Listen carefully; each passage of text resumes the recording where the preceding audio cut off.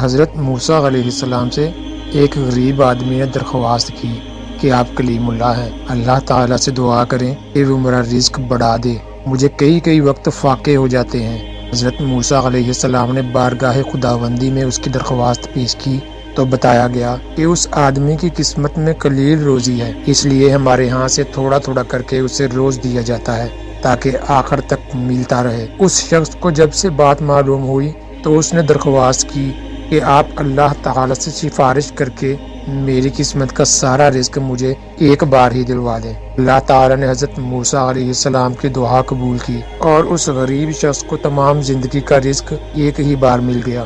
اس شخص نے فوراً لنگر خانہ کھول دیا اور اعلان کر دیا، جس شخص کے کھانے کا انتظام نہ ہو وہ ہمارے لنگر خانے سے پیٹ بھر کر کھانا کھا سکتے ہیں۔ حضرت موسیٰ علیہ السلام کو اس کی حرکت پر تعجب ہوا۔ انہوں نے اسے سمجھانے کی کوشش کی لیکن وہ نہ مانا تو آپ مایوس ہو کر چلے گئے۔ ایک ہفتہ بعد ان کا ادھر سے گزر ہوا تو دیکھا کہ لنگر خانے میں لنگر ابھی تک جاری ہے۔ دوسری مرتبہ وہ 1 ماہ بعد تو پھر تیسرے مرتبہ 6 ماہ بعد ادھر سے گزرے تو آپ نے حسب معمولی اسی طرح لوگوں کو لنگر کھانے سے کھانا کھاتے دیکھا۔ ان کا خیال تھا کہ اس غریب آدمی کی دریا دل کی بدولت سارا رزق چند روز میں ختم ہو جائے گا، مگر لنگر خانہ مسلسل ابھی تک جاری تھا۔ آپ نے اللہ تعالیٰ سے عرض کی، یا اللہ یہ کیا قصہ ہے؟